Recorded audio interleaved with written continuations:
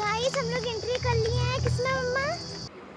तो फ्रेंड्स हम लोग आ गए हैं आज़ाद पार्क, प्रयागराज के आज़ाद पार्क में। यहाँ पर कुछ अलग से आज जो चीज़ें होने वाली हैं वो मैं आप लोगों को दिखाऊंगी। मुझे बड़ा अच्छा लग रहा है। मैं जल्दी में हूँ, थोड़ा जल्दी वहाँ पहुँच जाऊँ क्योंकि स्टार्ट हो गया है। पता नहीं एंट्री कर पाएंगे, जगह मिलेगी कि नहीं। बहुत अच्छा सीन है, आप लोग देखिएगा। ये मतलब मेरे हिसाब से ये प्रयागराज का जो आज़ाद पार्क है उसका पूरा लुक ही चेंज कर दिया है। एकदम नए अवतार में प्रयागराज का ये आज़ाद पार्क दिख रहा है।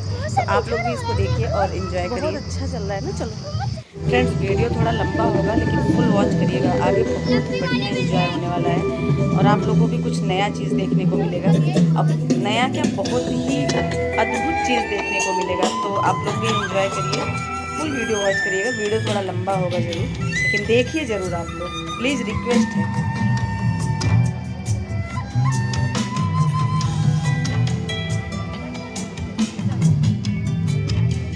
चलो भीड़ है यहाँ पे। हाँ चलो आगे चलो,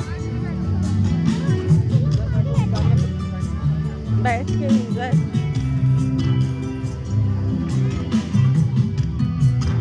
आ जाओ इधर इधर इधर इधर इधर।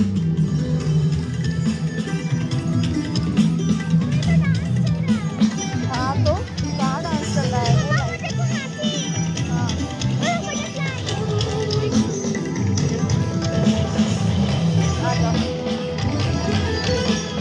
हमको यहाँ बैठ लेने दो, बैठ जाओ, उधर जाके बैठ जाओ, देखो उधर से। मैं वीडियो बना लेती हूँ।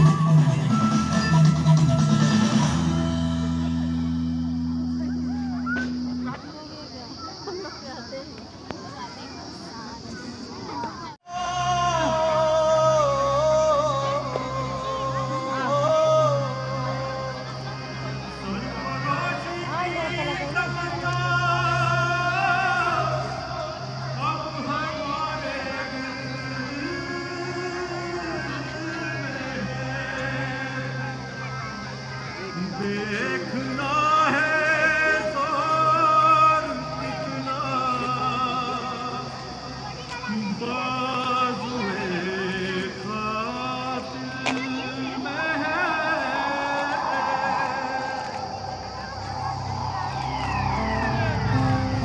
मैं वही फिक्शन, वही पीपल का तलफ जिसने क्रांतिकारियों के सरताज महान चंद्रशेखर आजाद की शहादत देखी थी। बरसों से खड़ा हूं यहाँ, बहुत कुछ देखा है मैंने, बहुत कुछ सुना है। उन परिंदों से जो मेरी शाखों पर अपना डेरा बसाते हैं, उन हवाओं से जो दूर दूर की खबरें लेकर आती हैं, अपने इन बरसों पुरानी जड़ों से जो जमीन के भीतर दफन हजारों बरस पुराने किस्से और कहानियां खोज लाती है और मुझे सुनाती है। उन्हीं किस्से कहानियों के जमघट में छुपी एक कहानी मैं आज आपको सुनाता हूं। गंगा जमुना सरस्वती के संगम पर हजारों साल पुराने बसे हुए शहर की कहानी, इस प्रयागराज की कहानी, जिसका वर्णन ऋग्वेद में भी मिलता है।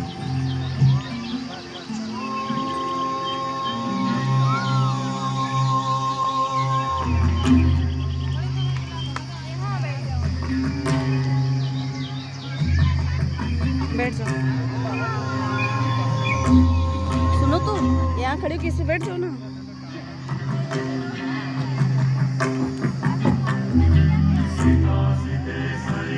सही है।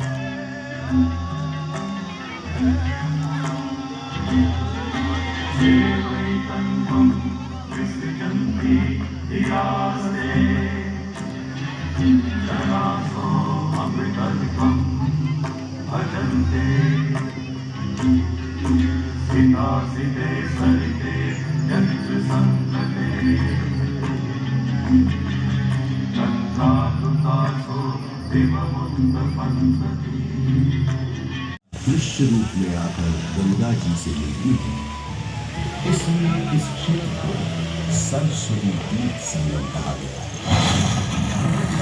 पुराण में भी एक प्रसंग मिलता है कि एक बार जब देवर्षि नारद ने ब्रह्मा जी के पुत्र सनक जी से पूछा कि सर्वोत्तम तीर्थ कौन सा है, तब उन्होंने बताया कि समुद्र पर्यंत पृथ्वी पर जितने पुण्य क्षेत्र विद्यमान हैं, उनमें प्रयाग नामक तीर्थ सबसे उत्तम है।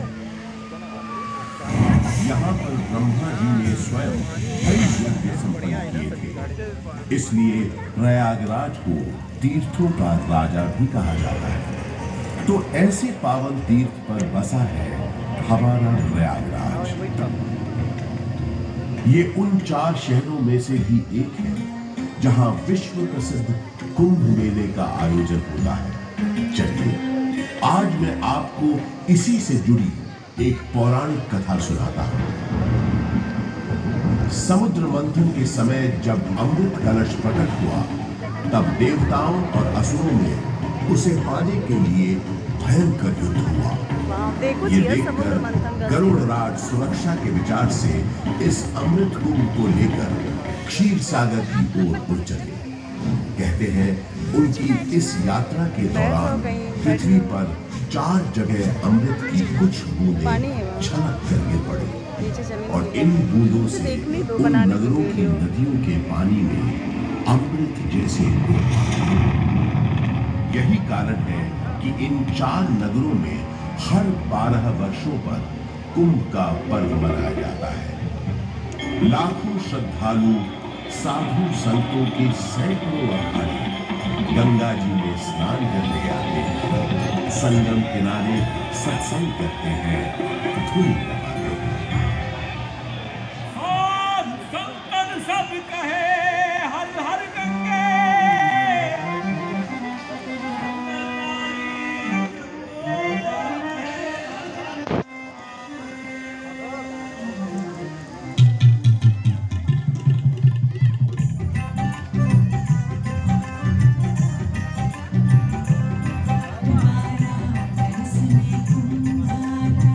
माघ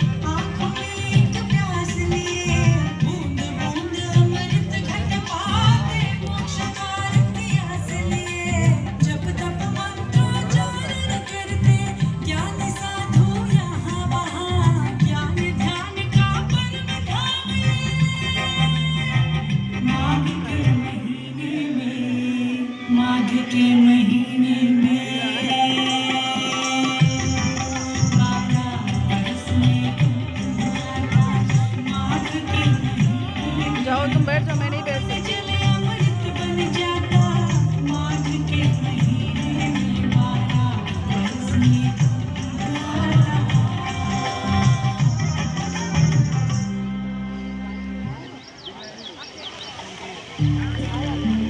ये इस भूमि का सौभाग्य भी है कि जब भगवान श्री राम ने वनवास के लिए प्रस्थान किया तो सबसे पहले प्रयाग स्थित ऋषि भारद्वाज के आश्रम आए। महर्षि भारद्वाज एक महान तपस्वी ज्ञानी महर्षि थे।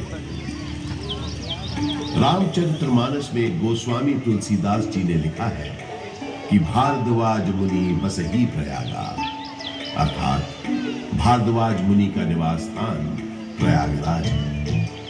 ऐसा माना जाता है कि भगवान श्री राम ने वन जाते समय यहाँ रात्रि निवास किया था। भारद्वाज ऋषि ने भगवान राम को विदा करते समय बताया था कि आगे जाने पर आपको एक बरगद का पेड़ मिलेगा जिसे शाम वट कहते हैं। इसके नीचे बहुत से सिद्ध पुरुष निवास करते हैं। ये शाम वट ही आज का अक्षय वट है। इस अक्षय वट के महत्व का वर्णन पुराणों में स्पष्ट रूप से किया गया है।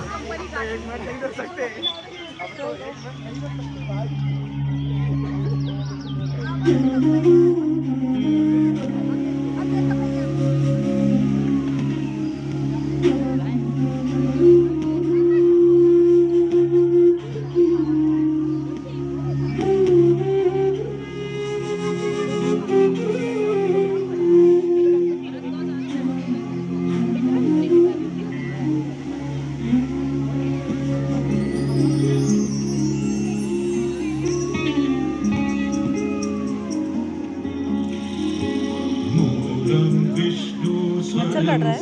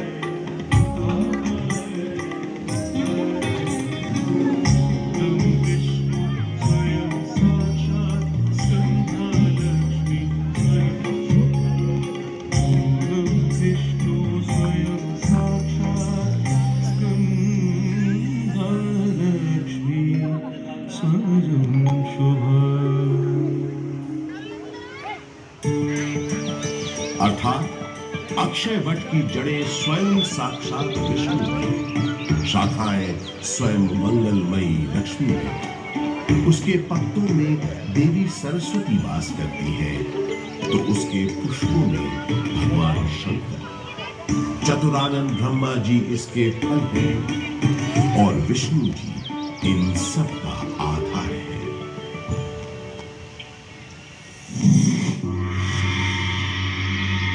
गौतम बुद्ध के काल में भी प्रयाग का बड़ा महत्व था। इसका एक बड़ा साक्ष्य है यहाँ उपस्थित अशोक की डाक। सम्राट अशोक का संदेश तो इस स्तंभ पर अंकित है ही। गुप्त काल के शक्तिशाली राजा समुद्रगुप्त का प्रयाग प्रशस्ति अभिलेख भी इसी स्तंभ पर खुला है। 16वीं शताब्दी के अंत में सम्राट अशोक का ये स्तंभ उस किले का हिस्सा बन गया जिस किले का निर्माण संगम के किनारे मुगल बादशाह अकबर ने करवाया था। बुद्धं शरणं गच्छामि, धम्मं शरणं गच्छामि, संघं शरणं गच्छामि।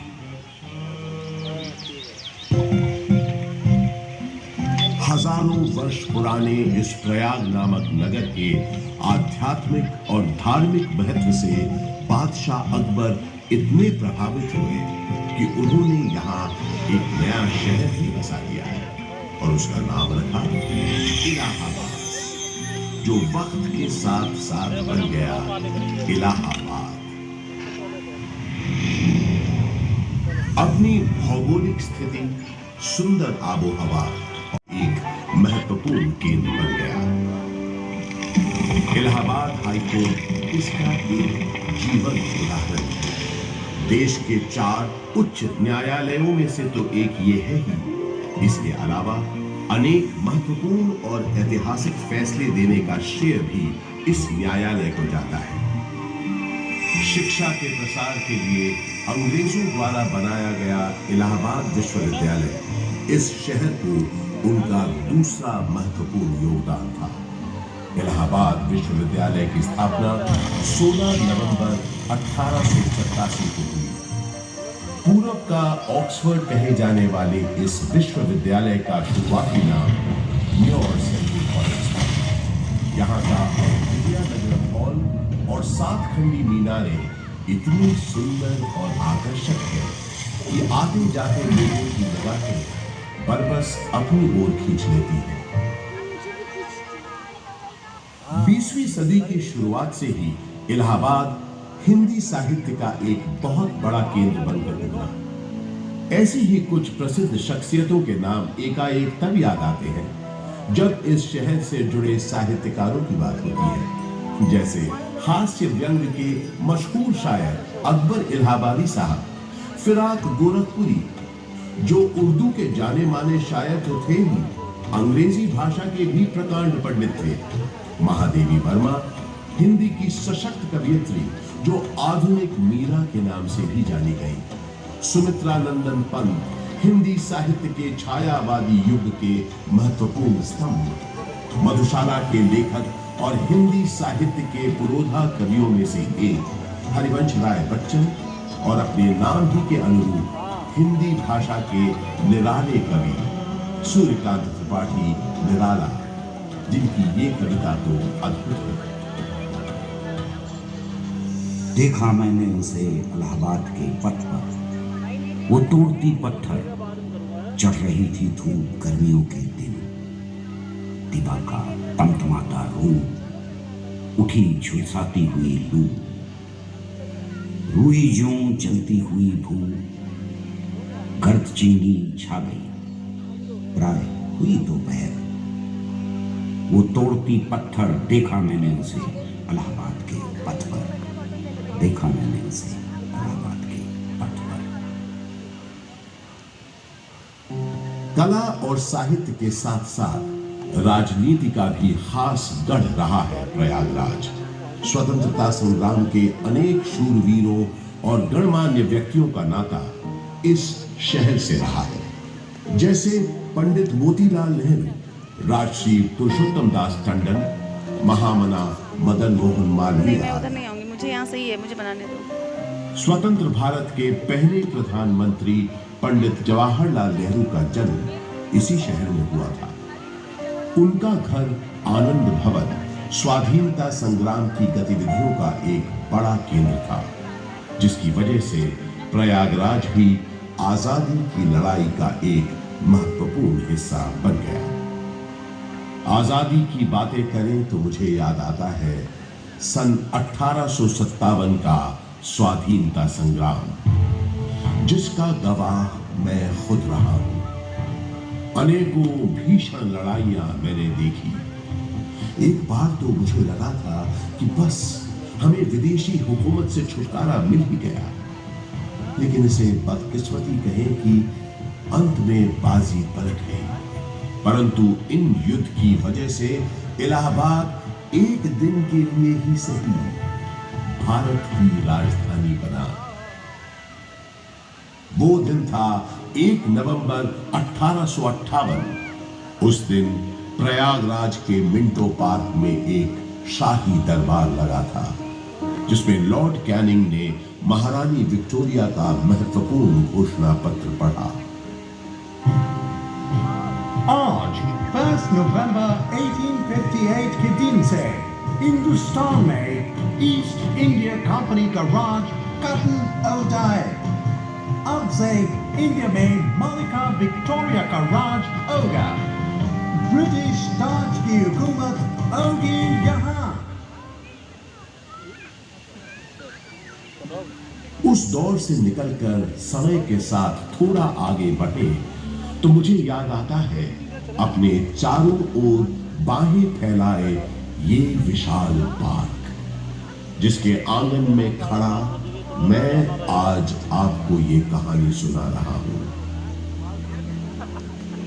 बात सन 1870 की है, जब एडिनबर्ग के ड्यूक एल्फ्रेड साहब इलाहाबाद आए थे। उन्होंने यहां आकर 133 एकड़ के इस बड़े से भूखंड पर एक विशाल पार्क का शिलान्यास किया था। उन्हीं के नाम पर तो इस पार्क का नाम पड़ा है एल्फ्रेड पार्क। ब्रितानवी हुक्मरानों ने इस पार्क के भीतर कई एक महत्वपूर्ण इमारतों का भी निर्माण करवाया। अब जैसे कि ये मशहूर गवर्नमेंट पब्लिक लाइब्रेरी। इलाहाबाद के उस जमाने के कमिश्नर फ्रांसिस ऑटवे मेन एक लाइब्रेरी बनवाना चाहते थे, जिसके लिए उन्होंने मशहूर आर्किटेक्ट रिचर्ड रॉस्किल बेन को बुलवाया और कहा, बेन, हमने तुमको बोला था ना, हमको एक लाइब्रेरी बनाने का है। आई रिमेम्बर सर, आपने बताया था आपका डियर फ्रेंड और इलाहाबाद का एक्स कमिश्नर मिस्टर कटबर्ट बेंसले थॉर्नहिल का मेमोरी में आपको एक लाइब्रेरी बनवाना है, राइट? यस, थॉर्नहिल खुद एक बहुत काबिल टाउन प्लानर था। आधा इलाहाबाद उसी ने प्लान किया है। ये लाइब्रेरी उसकी मेमोरी को बिफिटिंग ट्रिब्यूट होना चाहिए। ओह, आप बिल्कुल बेफिक्र रहें सर। मेरे दिमाग में स्कॉटिश बैरोनियल रिवाइवल स्टाइल की एक ब्यूटीफुल बिल्डिंग का प्लान है, जो एकदम परफेक्ट होगा ट्रिब्यूट देने के लिए। वादे के मुताबिक श्रीमान बेन ने एक बहुत ही खूबसूरत इमारत बनाई, जिसे उस जमाने में थॉर्नहिल मेन मेमोरियल के नाम से जाना जाता था। और आज हम इस शानदार इमारत को गवर्नमेंट पब्लिक लाइब्रेरी के नाम से जानते हैं। यहाँ इस लाइब्रेरी में लगभग 1.25 लाख से भी ज्यादा किताबें और अन्य ऐतिहासिक दस्तावेज मौजूद हैं। पूरे उत्तर प्रदेश में सबसे बड़ी लाइब्रेरी यही है। विक्टोरिया मेमोरियल कोलकाता में है, ये तो सब जानते हैं, लेकिन उससे थोड़ा छोटा मगर बेहद सुंदर विक्टोरिया मेमोरियल यहाँ प्रयागराज में भी मौजूद है। ये बात बहुत कम लोग जानते हैं। इसी पार्क के अंदर महारानी विक्टोरिया की याद में बनी सफेद संगमरमर की इस न्यू गोथिक शैली की छतरी या कैनोपी का निर्माण सन 1905 में हुआ था और इसी कैनोपी में उनकी 7.5 फुट ऊंची मूर्ति का अनावरण अगले साल 1906 में हुआ। आजकल वो मूर्ति लखनऊ म्यूजियम में रखी है। इसी विक्टोरिया मेमोरियल के बगल में अंग्रेजों ने एक बैंड स्टैंड भी बनवाया। उस जमाने में ब्रिटिश सरकार के ज्यादातर जलसे और दावतें इसी पार्क में हुआ करती थी। उन कार्यक्रमों के दौरान यहाँ पुलिस बैंड बजाने का रिवाज था। इस संगीत का आनंद अंग्रेजों के साथ साथ कुछ रईस और रसूखदार इलाहाबादी भी लेते थे। ऐसा माना जाता है कि ये बैंड स्टैंड अंग्रेजों को एक बंगाली सज्जन बाबू नील कमल मित्रा ने भेंट किया था।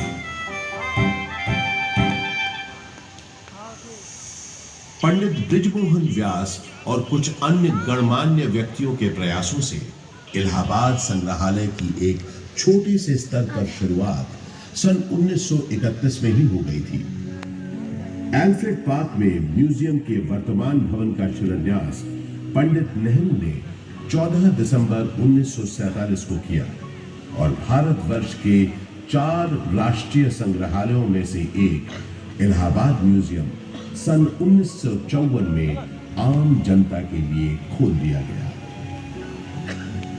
यहाँ पुरातन शिल्पकृतियां, प्राचीन पाषाण प्रतिमाएं, कांसे की दुर्लभ वस्तुओं और पांडुलिपियों के अलावा 75,000 से अधिक कलाकृतियों का एक विशिष्ट संग्रह है।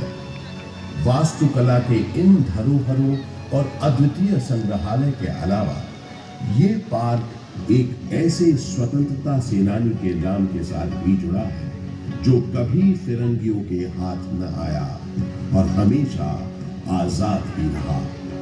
वो महान स्वतंत्रता सेनानी थे चंद्रशेखर आजाद। भारत के स्वतंत्रता संग्राम में इनका अभूतपूर्व योगदान रहा है। मशहूर क्रांतिकारी दल हिंदुस्तान रिपब्लिक एसोसिएशन को हिंदुस्तान सोशलिस्ट रिपब्लिक एसोसिएशन के नाम से न सिर्फ उन्होंने पुनर्गठित किया बल्कि भगत सिंह, राम प्रसाद बिस्मिल, अशफाक उल्लाह खान जैसे अनेक क्रांतिकारियों को उसमें शामिल भी किया। सन 1931 में चंद्रशेखर आजाद एक खुफिया और बेहद महत्वपूर्ण काम के लिए इलाहाबाद आए और 27 फरवरी के दिन उन्होंने अपनी पार्टी के एक सदस्य सुखदेव राज से इसी एल्फ्रेड पार्क में गुप्त मीटिंग की योजना बनाई।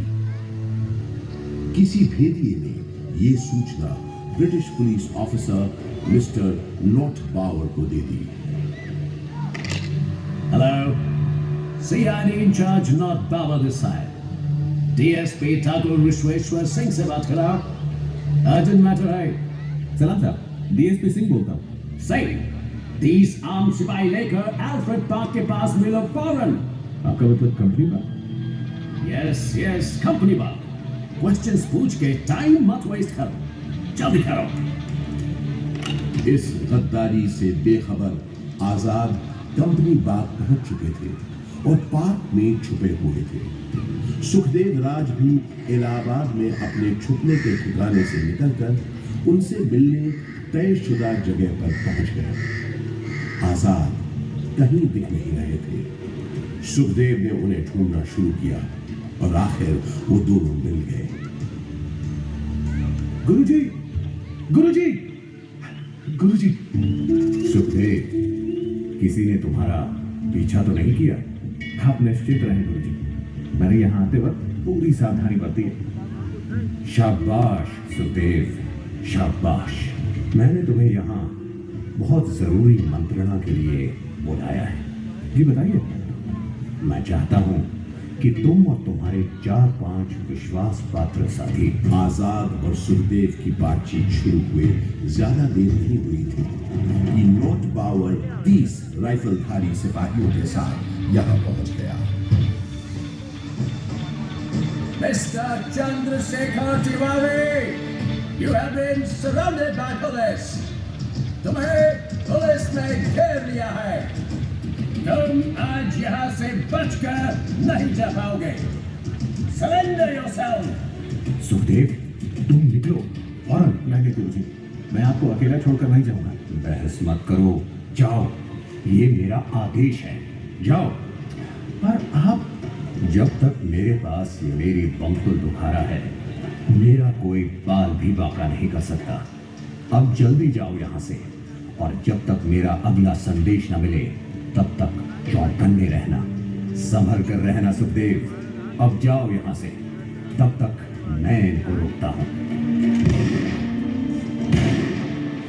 पल भर में नॉट बावर ने आजाद पर गोलियां बरसानी शुरू कर दी। आजाद यहीं बगल में जामुन के पेड़ के पीछे छुपे पुलिस का मुकाबला कर रहे थे।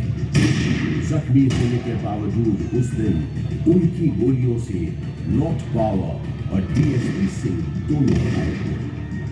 आजाद के पास गिनती की गोलियां थी, जबकि पुलिस के पास न गोलियों की कमी थी न बंदूकों की।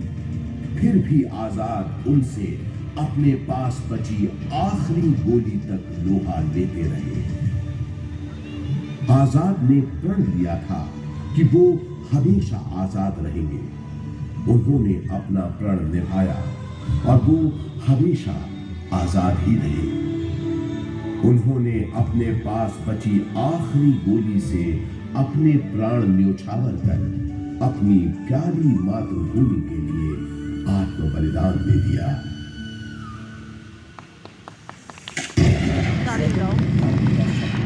अपने दिल में लिए वो शहीद तो हो गए, लेकिन हिम्मत और बहादुरी की मिसाल चंद्रशेखर आजाद हमारे दिलों में हमेशा के लिए अमर हो गए। आज हमारा भारत देश एक स्वतंत्र देश है, तो उसका श्रेय शहीद आजम चंद्रशेखर आजाद जैसे लोगों के उत्सर्ग को, उनकी शहादत को जाता है, जिन्होंने अपनी जान से भी ज्यादा प्यारी मातृभूमि के लिए हंसते हंसते अपने प्राणों की आहुति दे दी। आजाद अक्सर कहा करते थे, अंग्रेजों की गोलियों का हम सामना करेंगे। हम आजाद थे, आजाद हैं, आजाद ही रहेंगे।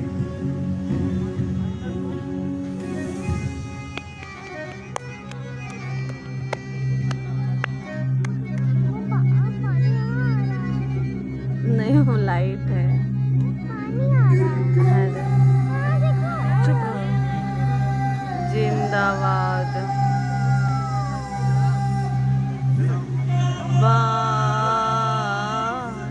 जिंदाबाद जिंदाबाद। मुझे पानी छूना है। अरे वो लाइट है, पानी नहीं आएगा इधर। मुझे जाना है वहाँ पे, जहाँ पे नहीं बेटा, वहाँ अलाउ है।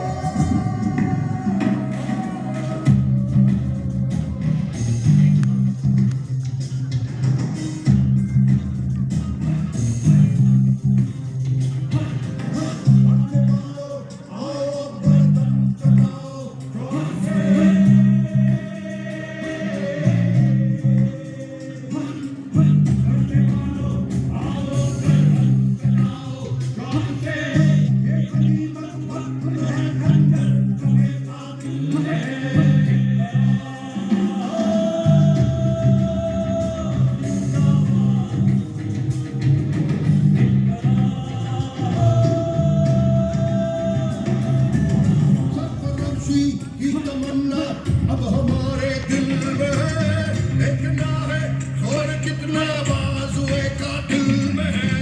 सरफरोशी की तमन्ना अब हमारे दिल में है, देखना है और कितना बाजुए का दिल में है।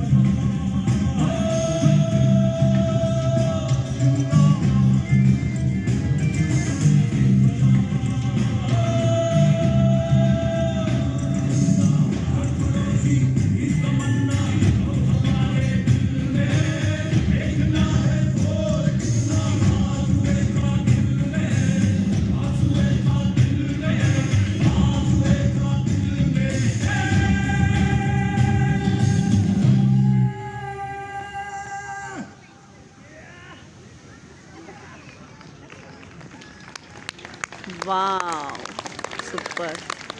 हाँ दोबारा होगा, फिर से चलो।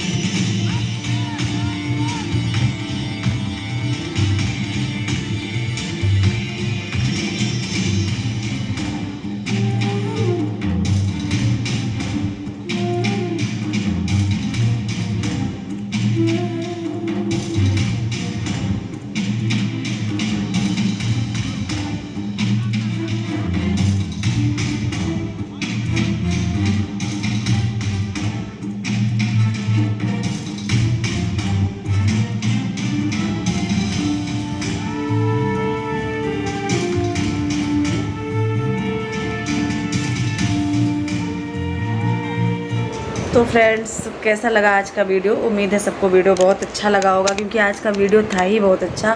और जो चीज़ मैंने आज वहाँ पे देखा, ये भारत का जो ऐतिहासिक चीज़ें आज वहाँ पे दिखाई गई, वो मुझे बहुत पसंद आया। आप लोग को भी उम्मीद है बहुत ही अच्छा लगा होगा।